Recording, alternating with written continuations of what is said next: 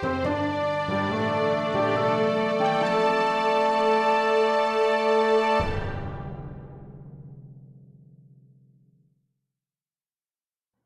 Story Seekers. I'm Ben. I'm Nico, and you're listening to The Tiny Bookcase. Our guest for this episode has written dystopias, YA science fiction, and comedy. He is the Australian author of the Shakedowners series and has recently started adding to the Warhammer 40k Black Library with both shorter stories and a novel. He's been writing since he was 6 and has, at times, been a teacher, an engineer, and even a magician. We'd like to warmly welcome Justin Woolley. Hello, Justin. Hello, guys. How you going? Very well, thank you. Yes, we were just speaking before we came on mic about the terrible time difference. So thank you very much for your time this ungodly hour of the morning for you. That's okay. It's the burden of living in Australian paradise. Speaking of Australian paradise, you've recently fairly recently written a book about the Kachan jungle fighters. Yes. I feel like it's cheating to be Australian and write a Kachan book. I think that's why they asked me to do that. I've done it's an orc book and a Kachan book, and both of those seem to be my go-tos at Black Library. So, well, orcs are, and then I think Australians are. So. How did you find the transition from sort of making up your own story worlds to working inside the Black Library? Yeah, it's interesting. I've had a few conversations with different people about working in, your own IP versus someone else's IP, I suppose. And you're obviously restricted. There's things you can't do, and it's much more. Clearly you're playing in someone else's sandbox, and they have rules about what you can and can't do, and what you can and can't change, and all those sorts of things. But I mean, I'm a 40k nerd from way back, so I love it. And I think if you approach it with the right attitude, which is essentially knowing that you are far more restricted than normal, and you're basically a freelancer on someone else's world, then it's fun. It's really enjoyable. It's a different experience, Like nuclear fan fiction from the sound of it. Yeah. No, I actually I'd never written any fan fiction for 40k. So even though I'd been sort of playing and consuming Warhammer stuff since I was about 12, but my first fan fiction was canon, which is nice. I think it's the ideal scenario, isn't it? That that's right. You have to be applauded for doing any Warhammer hobby in Oz, because you guys get charged astronomical numbers for minis. Oh, it's the Australia tax. It's on lots of things. There's an element of real world economics in it, being so far away and shipping and all those sorts of things. But it's when you get the same tax on digital products that you get a bit pissed off. Yeah. Oh, yeah, that's horrifying. So are they quite literally just importing the models all the way to... Oh, yeah. I think everything, I mean, they all, I assume, get miniatures get made, I assume, in China or somewhere. No, it's all still produced in Nottingham.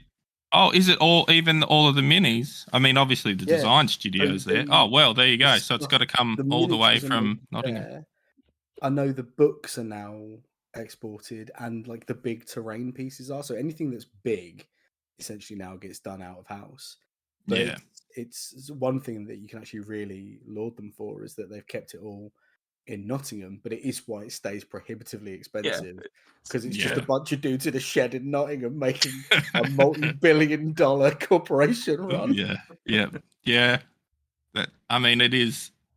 Yeah, you just have to choose. Like, it's people that in Australia that decide to play orcs or something with a huge army, and like, you need to be a small elite force. It doesn't cost you very much. Considered Imperial Knights, my friend. Yeah, you want to play by weight, don't you? Shipping weight. Yeah, exactly. Trick. Right. Well, I think it's probably time we had some stories. If we're all ready. Regular listeners know how it goes, but for those of you joining us for the first time, there's going to be 3 stories told in this episode. All of them have been written to the same shared prompt. This week, the prompt is In a Pickle. And Nico, you're in the brine first. Pickle me, Daddy. There you go. Rise and shine, sleepyhead. The voice was one Jay knew only by reputation. A reputation he had written off as aggrandized. Larger-than-life characters were usually just that. Unreal. Impossible figures. Now, one stood on the other side of what appeared to be a large glass wall. Jay shifted and found his head knocking gently against it. The finger smears on the outside filled most of his vision, distorting it slightly, further blurring that line between wakefulness and the crude slumber of unconsciousness. Jay shook his head and tried to clear the fog. He desperately attempted to drink in the surroundings. He was on his knees. His feet were struggling to separate. They were lightly bound. His hands were tied too. His probing fingertips could feel the coarse edges of the rope. What he felt more than anything else was that he was nude and everything hurt. I said, get up, you little prick. Jay finally managed to lift his head enough to look through the glass prison. The man addressing him was wide, almost impossibly so, somehow gigantic without ever becoming fat. His face was smooth, from its shining dome to the stiff underquarters where a muscled jaw was set. If Jay had seen him in the street, he would have thought the man was some old gammon in a cheap suit. Here, he had a different effect. He was not imposing, but more inevitable. He was not tall enough to loom, but from his elevated stance over Jay, he instead swallowed space like a planet. Mr. Beaumont, it's nice to finally meet you. Jay found his words came wrong, almost as though they slipped from his mouth in great oily coils. He ran his tongue over his lips and found they were split in several places. They hurt to touch. Oh, so you do know about me. Funny that, innit, Steve? Hilarious, boss, said the slab of a man who was Stephen. The mass of scars that composed his face hadn't shifted a millimetre towards even a smirk. Of course I do. Jay caught himself and added a sir in a weak attempt at pacification. Course you do. Course he does, Stephen. You're not thick, are you, boy? Nah, course he knows about old Mr. Beaumont. Mr. Beaumont laughed, a deep, powerful rumble of a thing. He wheezed and leant forward, placing one huge mitt against the glass wall. Jay looked at Stephen, who was not chuckling, and decided he had to shit or get off the pot. He joined in with the laugh. It was half-hearted, but the yelp that followed was real enough, as Beaumont's face was suddenly spreading hot steam against the clear pane. Then why the fuck are you selling on my fucking turf? Jay swallowed. He daren't lean back, and wasn't sure he could if he tried, given the nature of his capture. I didn't... You didn't what, you little cunt? Beaumont's nostrils flared, and his whole face seemed to follow. The smooth white egg had flushed through with red, veins bulging at all points where blood could course. Jay moved his tongue around, desperately hoping to find words underneath it. Having tried to rob Sense's house and found no key beneath the doormat, he settled on, "It was just a bit of coke, sir. Honestly, I didn't know."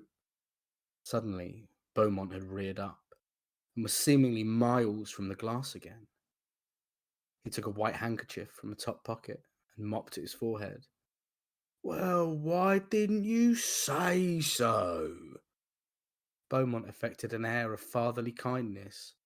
He didn't know, Stephen. Did he tell you he didn't know? Didn't say a word, boss. Stephen's reply was cold and flat as the coroner's slab. Well, that's embarrassing, isn't it? Young Jay here who didn't know. I know what that's like, Jay. You could fill a book with the things I don't know, lad. He laughed again.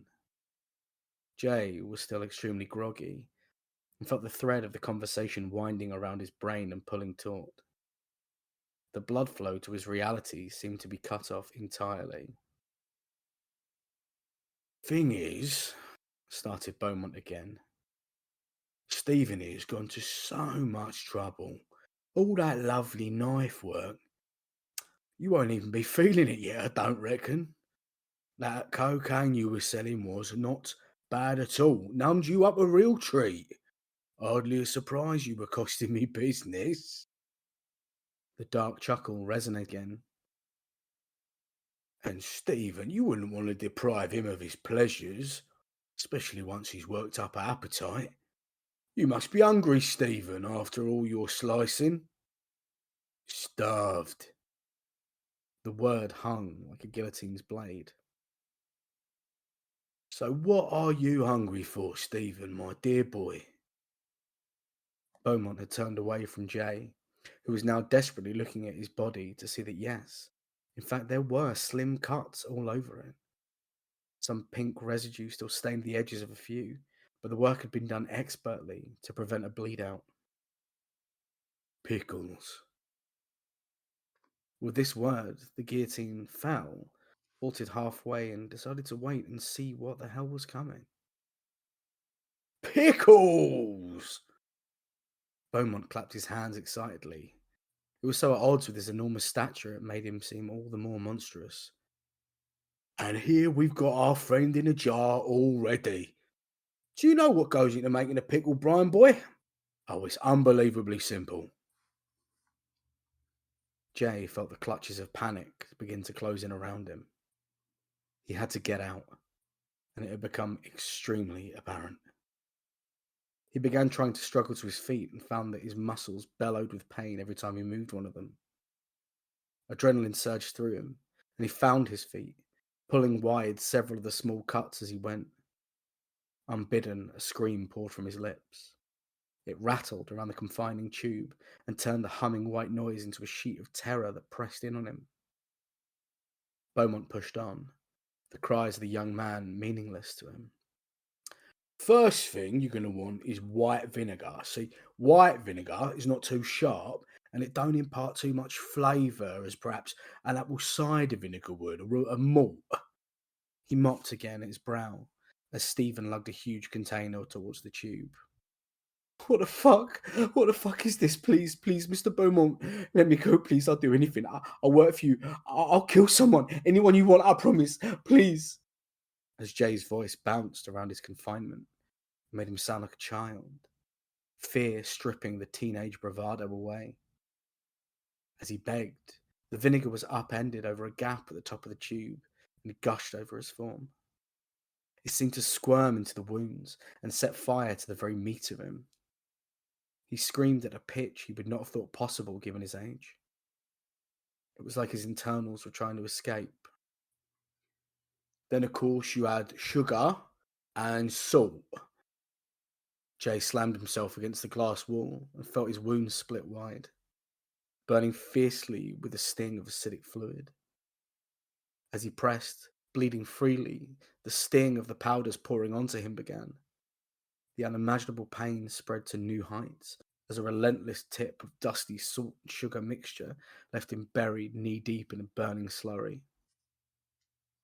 He didn't even have the energy to scream or cry as his body racked itself in agony. As he blinked, trying to clear the pain, he saw Stephen take a great shining hose and attach it to the hole through which the torturous mix had been poured. Please. Some people, of course, like to add, chili, dill, peppercorns, really fancy it up. make it to some artisanal bollocks. Me, however, I'm an old school geezer. Just one more ingredient you need.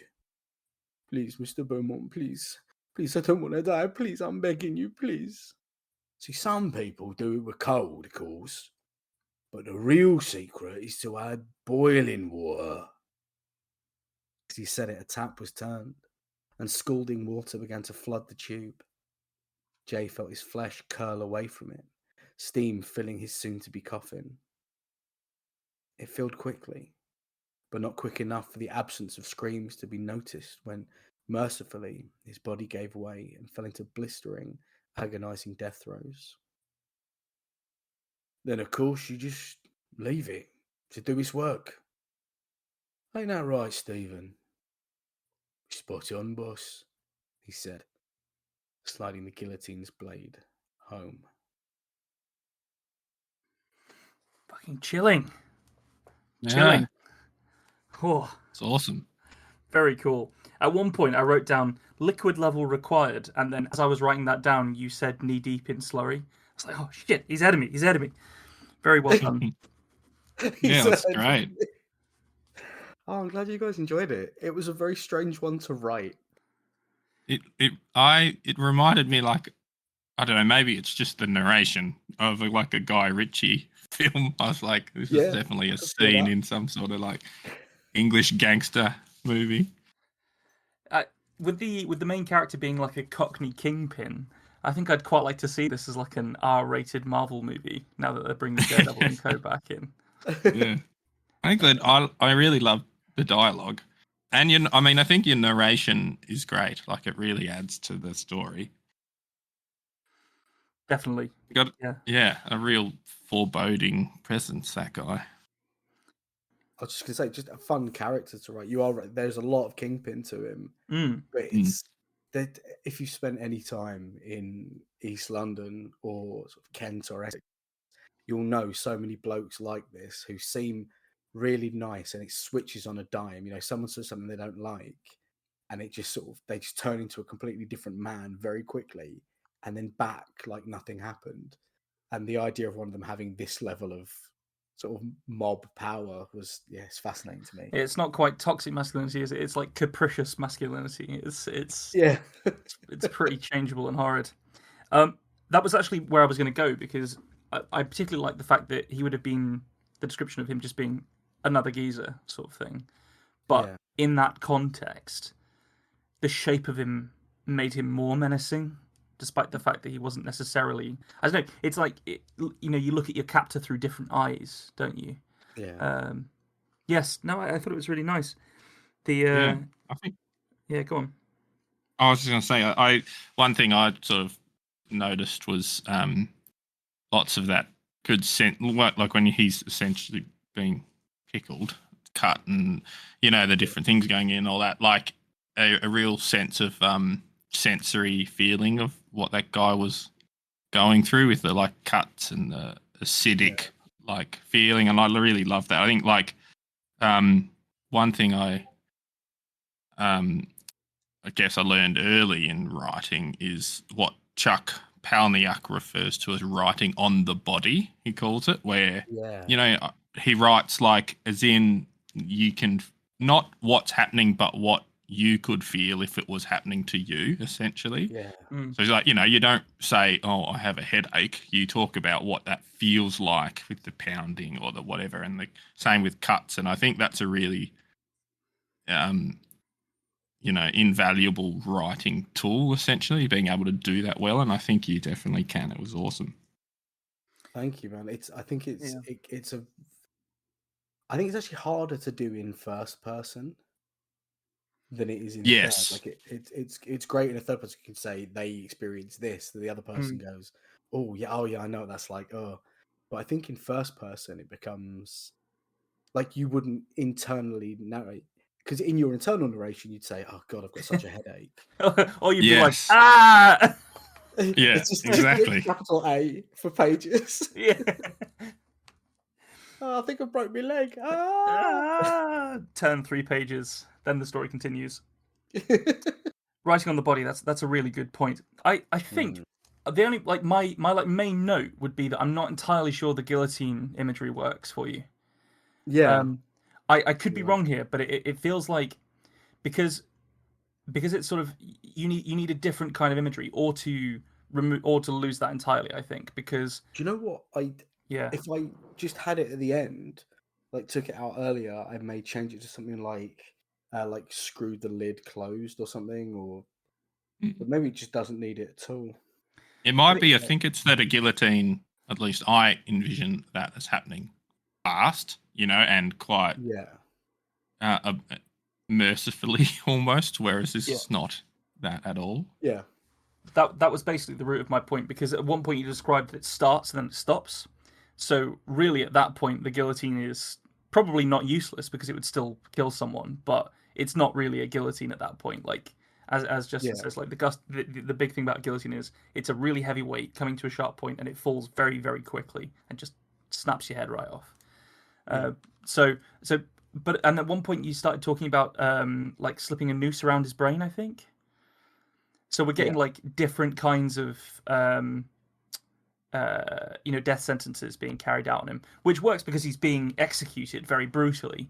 But I almost think that it's taking us away from the true horror of what is actually happening in this story. Mm. And so it's a note, but it's a note that the rest of it's so potent that I think you just don't need that. Yeah, I think we can afford to dispense with metaphor a bit when something that's literally so literally awful happening that you want to let it take focus. Yeah, yeah. Mm.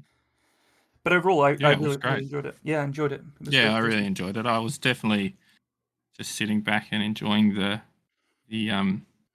Guy Ritchie lock, stock, and two smoking barrels going on. Old Ray Winston having fun, pickling a man. Yeah. This I is think really... I don't know what it is. UK London gangsters have got to be the scariest. I think. Is it because there's like an element of charm to them as well? So Yeah, I think it is. Yeah. It is. Like, I don't know. I was scared. I've been to the UK. I've been to London, and I think I was more scared in a random back alley in London than I was in a random back alley in New York. So I was like, oh no, some nice gangster's going to get me. Say that, mate. I'm scared of going to the toilet in Australia because apparently sometimes there's a snake in it. So let's call it. Nah, quits. look, there's never a snake in the toilet. There's spiders in the toilet. Yeah, that's what I was about to say. That was the warning that I got when I went there when I was like 9.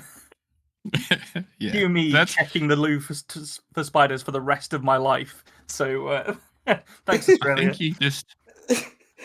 It's not. I don't know. Like I've only been bitten by a spider once and a snake once. So come on. That is enough times for both of those fucking things. Yeah, that's what I like to tell people from overseas who are always like, "It's so dangerous in Australia. You've got all these scary, dangerous animals," and I'm like, "No, like one snake bite. I'm like on the median, I reckon." Yeah, It's So are you East Coast? Yeah, well, I'm in Tasmania, so I'm in Hobart, which is east, like the little island at the bottom. Yes. Yeah. So it is East Coast, but very southern. So yeah, it's south. Yeah. Oh, fantastic. It's actually quite a different climate to a lot of the rest of what people picture when they think of Australia, anyway. Fantastic. I mean, when I went to the West Coast when I was a kid, sort of like that sort of Perth kind of area. Mm-hmm. I loved it. I still catch myself thinking about the amazing landscapes that I saw. Really made it's amazing. Western Australia is crazy. It's so like it's just so remote from even the rest of the country. Well, I think it might be time for another story. And have you got one for us, Justin? I do. Yes. All right. Wonderful. Well, when you're ready. I'm prepared. Okay. In a pickle. I decided to walk, so of course it was raining. I swore under my breath and popped the collar of my long overcoat against the drizzle and wind and quickened my pace. I was following the rock wall embankment that held back the might of the ocean from enveloping the small seaside town of Innsmouth. Some people might call this place idyllic or quaint, and I'm sure some Airbnb description would say it was full of rustic charm, but I considered it about as charming as an overused public toilet. It was cold, with a constant sense of damp that penetrated every building in town. The sometimes ferocious water was relatively calm, but a salty wind was blowing, chopping the surface with white caps and driving small waves against the shore. The few fishing boats still moored in the bay bobbed and rocked. The gustiness carried the stench of Innsmouth. The whole place smelled of fish guts and some other constant olfactory presence that could best be described as what your piss smells like if you eat too much asparagus. Gulls squawked their throaty calls as they circled overhead, a near constant sound, perfectly pitched to drive me batshit crazy. Then there were the people. I'd only been living in Innsmouth 3 weeks, but during that time the locals had made me feel as welcome as a peanut at an anaphylaxis convention. I'd come to the waterfront that drizzly afternoon in my capacity as the new reporter for the Innsmouth Herald. I was going to interview one Nathaniel Wayland about, of all things, pickles.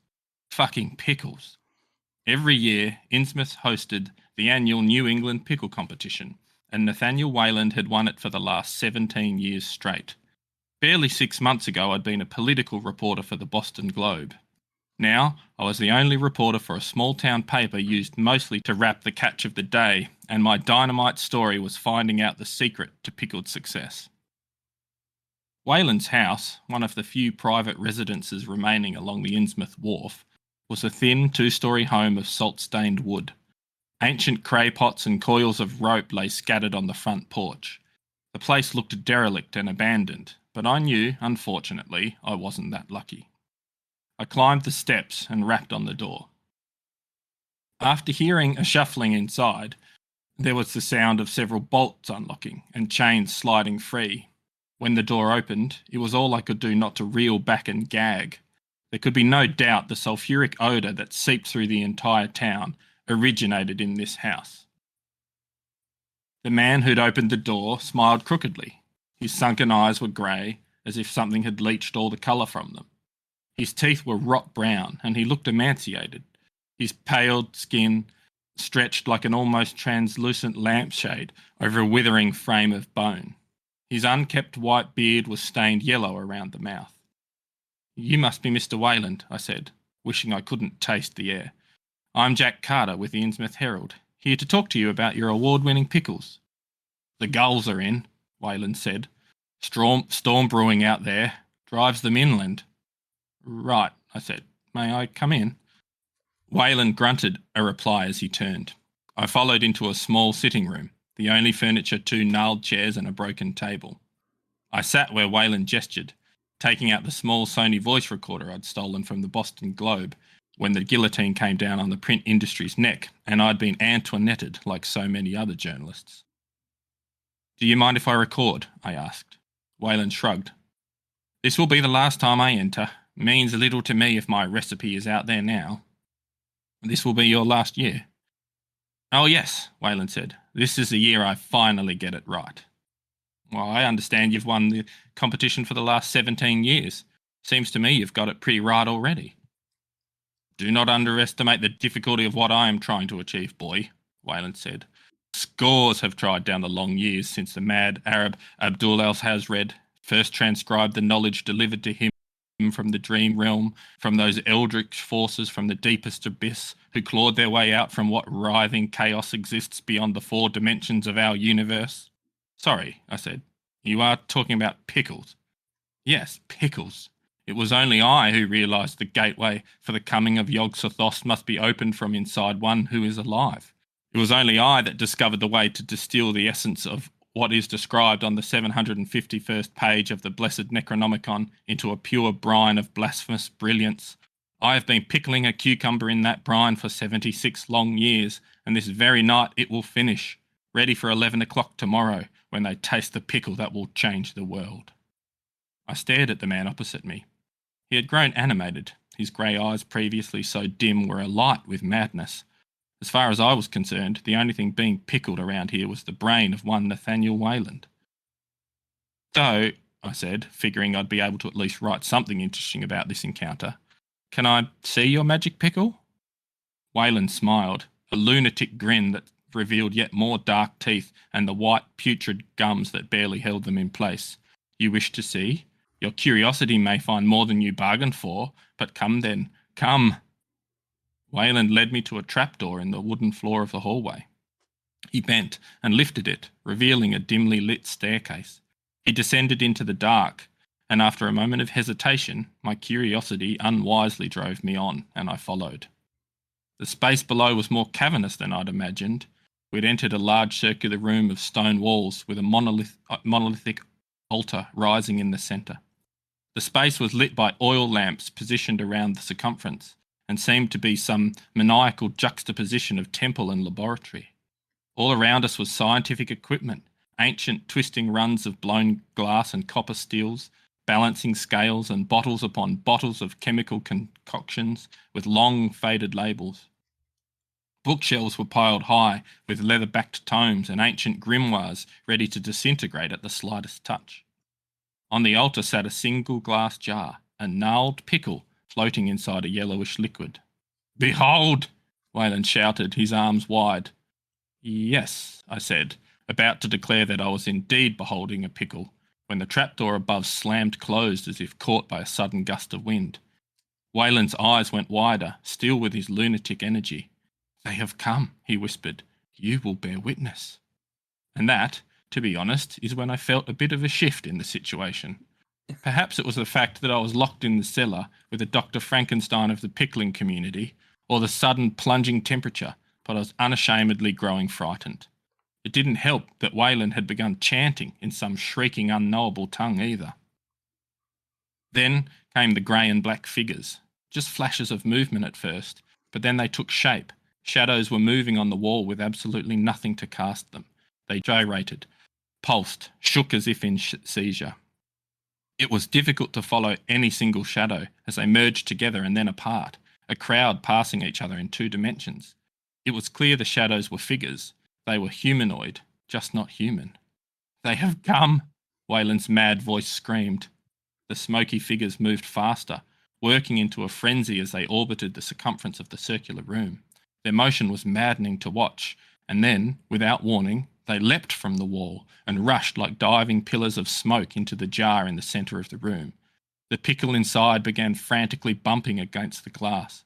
Light erupted from the stone altar, a burst of something that seemed the colour of after-image burn. It knocked me clean off my feet. It was only when I woke that I realised I'd been unconscious. Sitting up and looking around, I found myself the only one in the room. Images of what I'd seen flooded back to me, the wild shrieking of Nathaniel Wayland, the shadows leaping from the wall, the explosion of bizarre, unknowable colour. And when I looked at the altar, the pickle was gone. I glanced at my watch. It was 10:45 a.m. I'd been unconscious for almost 20 hours. The judging for the annual New England pickle competition was due to take place in 15 minutes, and Wayland would be serving whatever pickled monstrosity had been in this room. I hurried up through the trapdoor, out through Wayland's house, and burst into the morning sunshine. I ran along the waterfront to the fairground behind the dilapidated town hall building. I had to make it to the pickle competition, not out of any loyalty to the Innsmouth Herald, but to warn the judges. I had no idea what heinous poison Nathaniel Wayland might be about to feed them. By the time I reached the fairground, I could see I was too late. I ran across the grass towards the erected stage, but Mrs. Henrietta Fleebleman, chair of the Innsmouth Social Society, was seated at the table and already lifting Wayland's freaky shadow-infused pickle from the almost luminescent brine and putting it to her lips.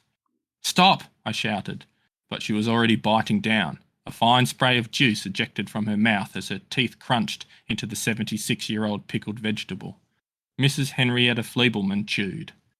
I could do nothing but watch as her face changed from appraising consideration to sudden fear. She jumped to her feet, bumping the trestle table in front of her and knocking back her chair as she did.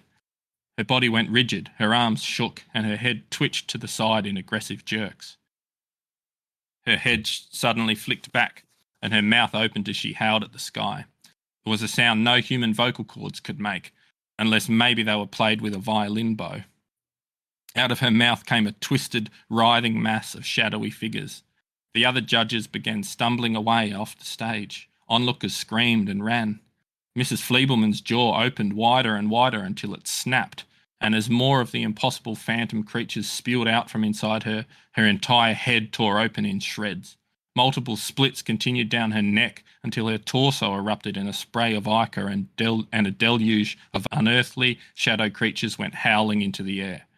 Despite the horror of seeing the chair of the Innsmouth Social Society split open like a human string cheese dressed in its Sunday best, I couldn't look away. The shadows streaked up into the sky and started flying in a circle overhead. The sky seemed to boil. Clouds that hadn't been there moments ago rolled in from nowhere and began spinning with the shadow figures. Inside their circumference was a darkness blacker than the night sky, an opening to somewhere else, somewhere I could only imagine was outside space and time. From that horrific gateway came writhing tentacles the size of skyscrapers. They plummeted down into the water of the bay, sending jets of seawater into the air, and yet more slammed into the coastline, gouging chunks out of the hillside and shattering the stone embankment. Even through the screams of onlookers, I could hear the unmistakable shrieking laughter of Nathaniel Wayland. Above us, whatever unknowable horror pushed its way into our reality shredded open the sky, until all I could see above us was a gaping maw encircled with uncountable thousands of tree-sized teeth. I could do nothing but drop to my knees as the horror above blocked the sun. As it plummeted towards the earth, I realised with an empty terror that this is the way the world ends, not with a bang, but in a pickle. Bravo! What an epic! Oh, that was great. That was fantastic. Thank you. I've had a bit of a cold, so I struggled with reading out loud, but I got there. I thought you did it very admirably. Yeah, I wrote down about halfway through. I wrote down in all caps Grimcraft.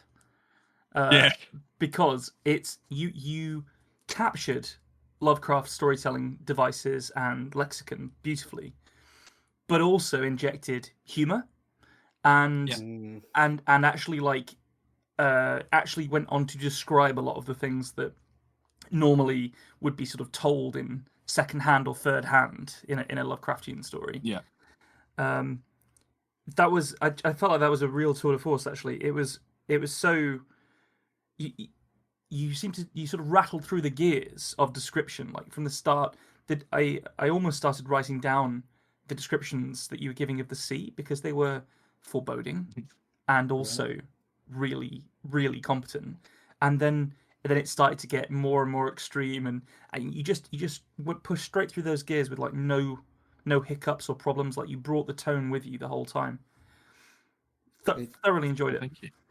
Right from the beginning, describing a smell as an olfactory presence, you were immediately giving other senses almost like a physical form, and it's the language all the way through was filled with that. You know, like the seagull sound being perfectly designed to drive you to madness at the beginning, or just setting these like little tiny crumbs that meant that as other things were described in ways that were strange and, you know, reality bending and madness creating, it was all just as it should be. The story had to go that way.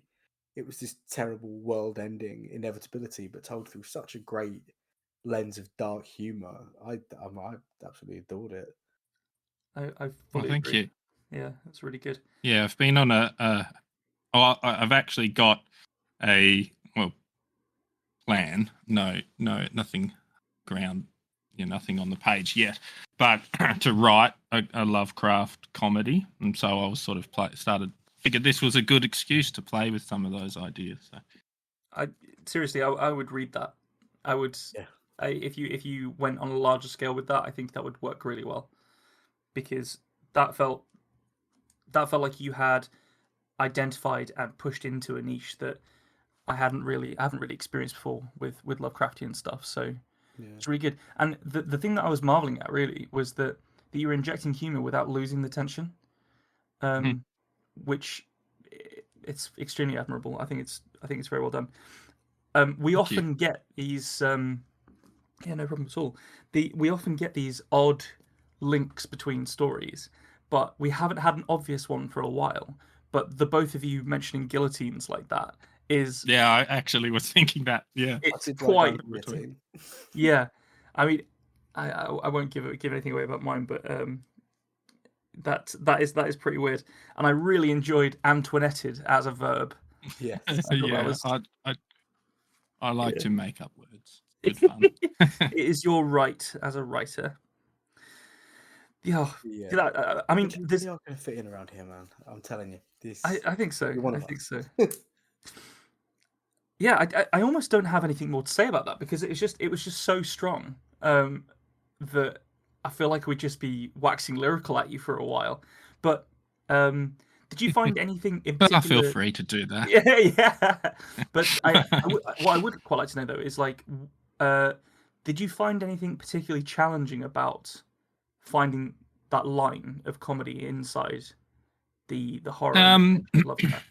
Yeah, I think you're right that holding tension while you're doing comedy can be difficult. But I've done sort of 3 science fiction comedy novels now, and I feel like I've got a better idea of how to do that. And I think it's done, with it, in this story, the comedy. There's a bit of, I think, if the overall idea is a bit absurd, so the idea that Lovecraftian pickle or whatever is already a bit absurd, that instantly gives you like an undercurrent of comedy, but even then you can still make it can make it scary essentially. Yeah. And also in a lot of, I think, using a character's opinion and descriptions of the world is always a good place for comedy. So, he hates the town. He hates Innsmouth, and he describes it in, what I was thinking were funny ways, like saying it smells like what your piss smells like when you eat too much asparagus and stuff like that. It's like not what would or how things would ordinarily be described in a Lovecraftian story. So Yeah, I think if you approach it with the right, if you put the jokes in the right way, I suppose is what I'm trying to say. It didn't feel like at any point you were you were reaching for them though. It just felt like they were naturally coming up in the story, which was, it really did. The word effortless keeps on coming back to my mind when I'm thinking about the way that story was put together. At least the way that it comes across to a reader. Yeah, I mean, it was. I find that style, that sort of comedic style, is my favourite. So it does tend to come easier than trying to be 100% serious all the time, I suppose. Yeah, definitely. Yeah. I mean, we should potentially mention at this stage that the trilogy that you're talking about is of course Shakedowners, right? Yeah. Yes, that's right. So it's basically like a space opera, comedy space opera. I guess it's kind of, I describe it as like if what Star Trek would be like if the Federation had to rely on all the losers all the time. It sounds fantastic. I was reading, even did you write the blurbs or did somebody else? Yes, I wrote. Yeah, I did. I wrote the blurbs. Yeah. I now understand that after hearing your story. I was like, these blurbs are fucking well written, and then and you've got your tongue firmly in your cheek on those as well. I really enjoyed the sounds of them. They sound fantastic, and they are available both in print and in audiobook, right? You can get them through Audible, I think. Yes. Yep. Yes. Top notch. Well, go and check out Shakedowners. So they've got Shakedowners and then Shakedowners 2, The Vinyl Frontier, and Shakedowners 3, Slack to the Future, which I always love, movie puns and stuff. Yeah, it's fun. I'm going to give one bit of feedback on the story before we move on. Yeah, sure. It's really minor. We're in the like pulling threads, looking for anything.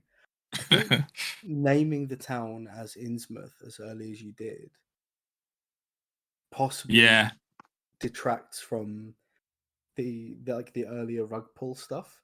Just because that's a good one. I actually did think about that. I actually agree with that. I thought now after having read it, I suppose I agree. I would have held that off, I think.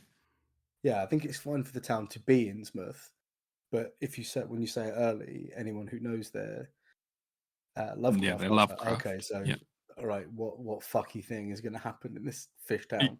That's it. Yes. That's a good note, Nick. I think I agree with it. As from an audience perspective, I think that would work. Like almost not finding out until he's like trying to get to the competition to warn them would be if there was some way to do it like that. But however you're going to do it, you're the master of it. It really well done. Thank you. Oh, thank you. I'm glad you enjoyed it. Well, I guess I better try and put a cherry on this. Yeah. I thought you were going to be like, well, I guess that's it for this. That's the end of the episode. Yeah. Absolutely. Right. Well, here we go. In a Pickle. I don't recall the full speech. I didn't write that one. But I remember how it ended. And I will call on each of you to do the same. He always spoke with such confidence, making him feel approachable when in truth, we've all never been further from each other. The call to action resonated with his trademark lead-by-example style, a strategy of personality which has held innate power over the minds of men since the days of Alexander. You might think it is hyperbolic to compare it with the early days of history back on Earth, but nothing really ever changes. People are people. They are born, they eat, they fuck, they die. The list of needs and wants in amongst all that includes the need to be led. I had already spent 30 years building up my credentials in the political arena that was the hallways and airlocks of the Galactic Chamber. The spectrum of it had gone stale for me in that time, and I'd grown tired of the crooked fools and inept administrators that, regardless of their supposed political affiliations, were blatant, self-serving narcissists. History repeats itself, sometimes quickly.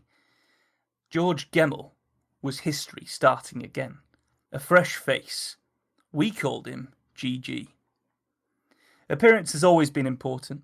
To hold together a galaxy of 25 billion humans, it is vital to make the right impression. He was 5'11", with a swimmer's physique and a jawline that could slice through the hull of a reinforced rim trawler. It was as if he'd been printed for the job, and he'd come out swinging. First taking the Earth Governor's seat, and then getting our endorsement for the big job, inside 5 years. I'd been assigned to his campaign as a senior consultant, which is a formal way of saying that I was the fixer. No more dead hookers going out of airlocks for me, or even late cycle searches to ensure the right substances could be snorted, squirted, or jabbed into the candidate. I barely had to do anything at all, until his last living relative threatened to flatline mid-race. When Gigi heard the news, he put me on task to keep her alive. I put the old biddy on ice in a facility orbiting Saturn, but the very next cycle a rogue meteor snatched half of that facility down into the gas, taking with it about 2,000 billionaire assholes who thought they could cheat death. Amongst them was Parvati Gemmell, his grandmother. He was distraught. More than was good for his campaign. We were 2 weeks out from the polling date, and by the time I got to him, he'd already missed speaking engagements on Pluto and Mars. Pluto we could take or leave. Those dimwits were anti-reform by design. But Mars, missing Mars, opened the race up like scurvy undoing a scar. Gigi was holed up in his apartments on Earth in the Himalayas. I'd taken the red-eye back from Saturn, so the cold and altitude of the place put me out of sorts. I walked past the staffers gathered at his door like beggars, and made sure they remained outside as I let myself in. I found him in his living room, surrounded by mirrors. The polarized windows of the balcony were on blackout, but every lamp in the apartment had been dragged over to give him more light. He was naked, but it wasn't the first time I'd seen a pre-presidential dong. It was the look of terror on his face that unsettled me. "You're here," he said. "Just look." Gigi turned to show me his backside. Where once it had been firm, it now ballooned out from him, and the slack skin of it was slashed with angry-looking stretch marks. "What the fuck, Gigi?" "There'll be more soon. It will get to my face eventually, too." "What happened?" I repeated. "It's a curse," he said, too distraught to even try and cover the madness of it all. It runs in my family from way back on Earth. There was a bog witch of some sort in Scotland, and my ancestors were kings there. I believe it was a land dispute. He finished lamely. Are you talking about fucking magic? Even as I watched, his belly bulged outwards and then dropped to hide his genitals. The man had gone pear-shaped before my eyes. Okay, I said, mentally filing the reason why this was happening under problems for tomorrow. What do you want to do next? Seed. He said the word I'd been dreading. That's just not an option for you or the party right now, GG. Even if we cancel all remaining engagements, you might still coast to a win. That would give us 2 weeks. There are no other candidates for us, and this reform is too important. 2 weeks? For what? There's no way out of this for me. He blanched, fearing what I might say. Surgery for a start. I watched him wince, then saw him rally.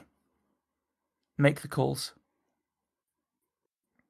Over the next 48 hours, a handful of the best planet-side surgeons cut over 300 kilos from GG.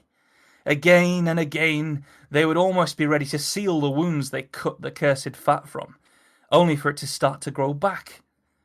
I watched those sallow fat cells replicate beneath his butchered skin and spread in an extraordinary manner 3 times before I made my next call. GG was under, so it was a non-issue to keep him that way. I summoned a different set of specialists, and they harvested everything they needed from him before putting him in the stasis tank and transporting him to a facility. That was 12 days ago, and right now, under a mountain in Nepal, GG is sealed away from harm. Then there's you. We printed you from his salvageable cells, imprinted you with everything you're going to need. That suit you're wearing fits perfectly, doesn't it? I know every inch of you, and it's important that you remember that. Ah, there it is. They just wrapped up the count. You won. Or rather, we won. Here's your speech. I kept it brief. That was very cool. Awesome. Yeah. I like the blending of the magic element, or like the curse. I had the same reaction as your character. I was like, hang on, are you talking about fucking magic?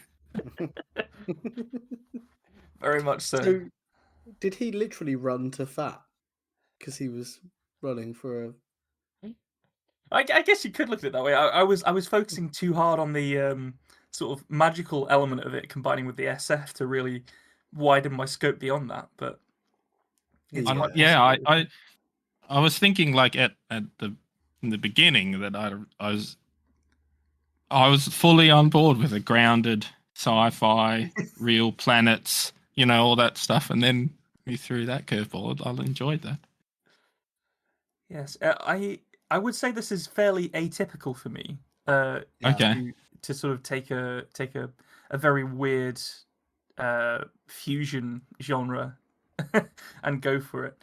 But I had a lot of fun trying to see if it would work. I'm not 100% sure that it has, but it was a lot of fun. I think it has. I think it works in that short story way that you don't explain it really because you don't need to. Like, that's not important. The fact it happens is important.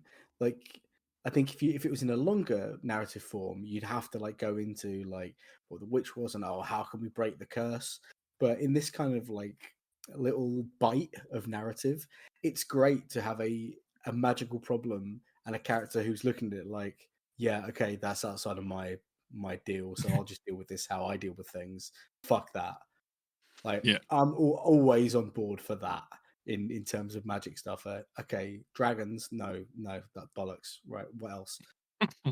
Big fan. Yeah, I think it works. I agree. I think it's the short story format lends itself well to doing, weird little experiments and trying things, and you don't have to explain it away. And I think it's okay for short fiction to ask questions it doesn't answer, and whereas people in a novel length or whatever might expect some explanation and resolution or whatever.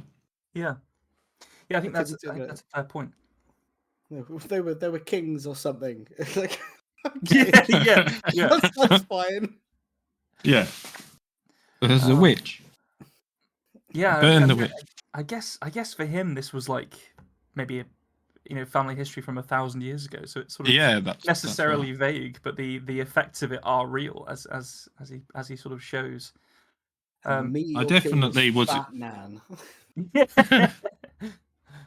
I was definitely expecting a sort of grounded. I don't know, like The Expanse was sort of coming to mind as you were describing Mars and Pluto, and sort of leaning in on the real people in space, which I really like. That I like sci-fi that grounds itself with gritty, I guess, sort of details of a world that would exist with hookers and all kinds of stuff that happens now. They just move it to space. So I thought that's where you were going, and then there was a bog witch, which was interesting. A Scottish bog witch. I really enjoyed that the people on Pluto were a bunch of contrarian reformist assholes because, of course, I love what they spent getting Pluto made into a planet. Yeah. Yes. No. I think it won't necessarily have come across because I deliberately didn't necessarily write it in the style of, but I was thinking of this main character as a bit like a northern Malcolm Tucker in space. So for the heck of it. And I think The Expanse is an interesting comparison because obviously that's like physics based, like as gritty and realistic as they can possibly make it. This is more. I guess this is more towards the kind of political sci-fi, and then there's a bog witch. No, I liked it. I enjoyed the little. I like being surprised. So fantastic. Well, I'm glad that we've all told some tales to the same prompt. I'm just only ashamed that there's no mentions of guillotines in mine. I think that's the I thought you were gonna have one the way you were saying. I won't give anything away. Maybe there's a guillotine. I just felt left out. In all honesty, I wanted to become part of the guillotine crew. You could have snuck one in there. I did consider using mentioning guillotines at one point, but it's not what I wrote, so I didn't do it. It's hard to on the fly. And then there was a guillotine in the corner. Oh, that's strange. But yeah, I think you've not been in the guillotine Antoinetting yourself again, have you? Absolutely. It's we often sort of discuss like what makes a good prompt after the fact when we've actually had a go at them. I think In a Pickle is one of those strange ones where it's quite a weird saying. Yeah. So I think there is by necessity there is comedy in there potentially because of the weirdness of the saying. Which is something that all of us captured in different ways. Yes. Like even though yours was extremely dark, Nico, I still felt like it had your stamp of humor on it, even though it was very dark. Yeah. So yeah, I thought it was an interesting prompt and it was engaging. I have to admit when I initially started writing for it, I thought this was going to be a problem, the prompt, but I don't think it was in the end. As you say, man, we still have not figured out nearly 3 years on what makes a good prompt. Like, what would you say would make a good prompt, Justin? What's the? I think. Well, I liked the In a Pickle because it is like you said, it's a saying. It's a bit of a strange one, but I knew I could use it in the story. I probably thought of the end, that final line about this is the way the world ends in a pickle first. And yeah, I think a prompt works if there's multiple interpretations, which I think that one has. It's in a pickle. You could write about a situation where someone's in trouble or whatever, or also about actual pickles. So I think anything that can be interpreted multiple ways makes a good prompt. It's interesting. I had not done I enjoyed it. I hadn't written a story to a prompt like that for a long time. So since, probably a writing course I did many years ago or something. So it was fun. There is something you about are being exciting, graded. So. Yeah. Yeah. A++, I think. Oh, so, good. Where My mum will be happy. I tell you what, we won't put it in writing because we'll have to pay the shipping cost. Yeah, that's right. I will say the same thing that all my reports did. Justin's a very capable student, but is easily distracted. I think that's very chatty. Yeah. Just very poorly behaved for me, I think. Yeah. So, where can people follow you in a stalkery fashion on social media? Where can they buy your books? Where can they hear the latest news you've got coming? So my website's a good place to start, just justinwoolley.com. And there's links to all my books on there. Also, I'm on Twitter at Wools, that's WOOLLZ. And Woolley's World is my Instagram handle. So you can find me on all of those places. Yeah, and my books are available in most book places. So Amazon is... So the Shakedowners series is an Amazon exclusive, at least for the ebook, but it is on Audible and available in paperback elsewhere. So. Top notch. So, crack on, gang. You've got a week to read all those before you're back for the questions. Yes. Chop, chop. Thanks for joining us for this episode of The Tiny Bookcase. Remember to subscribe, otherwise you're going to miss out on the future fun. Also, tell a friend. If you like this episode, link them to it. We'd be tremendously grateful. You can follow us on Twitter at BookcaseTiny, Facebook at The Tiny Bookcase, and Instagram at BookcaseTiny for updates. Speaking of supporting the podcast, well, magic can only take one so far. The Tiny Bookcase is supported by the generosity of its patrons. Those kind souls have really kept my belly full the last year. Let's cast a spell for them, shall we? For magnificent beardery, let's cast the Chinicus folliculale spell on Gary Laird.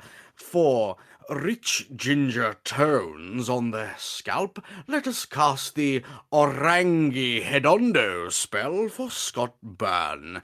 And for general fabulousness, why not the Ooh La La, How's Your Mother spell on Matthew McLaren?